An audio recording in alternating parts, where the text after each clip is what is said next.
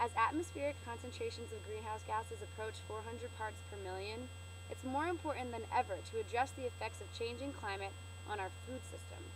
Scientists from the USDA released a report indicating the detrimental effects from climate change on most crops, livestock, and agricultural production systems that still vary somewhat by region. I grew up in an agricultural valley in Vermont, so when I first learned about climate change in high school, I quickly started wondering how the community I grew up in would fare as the effects of climate change started to appear. In August of 2011, Vermont was struck hard by Hurricane Irene, a tropical storm that got swept up the East Coast and brought with it extreme floods in places like my hometown. Increased number and intensity of storms are just one side effect of the changing climate that can be damaging to cropland and to towns and cities alike.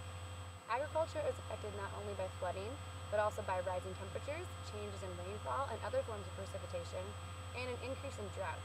The crops in the Midwest supply over 50% of the country's grain and are likely to feel the greatest impact of climate change, which will decrease the corn, soybean, and wheat supply dramatically.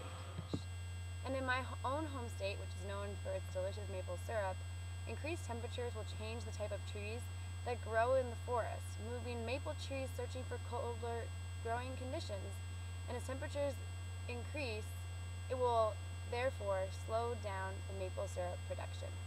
Climate change disproportionately affects people of low income and people of color across our nation and throughout our world. Many of the people displaced by droughts or floods are self-sufficient farmers who rely on their own crops to feed themselves and to make a living. So where do you come in? Look no further than your dinner plate, or your cafeteria lunchroom, your breakfast or those snacks tempting you throughout the day. Agriculture brings us this food. Let's work together to try and stop climate change, fix the broken agricultural system, and improve our health as well as our planet's.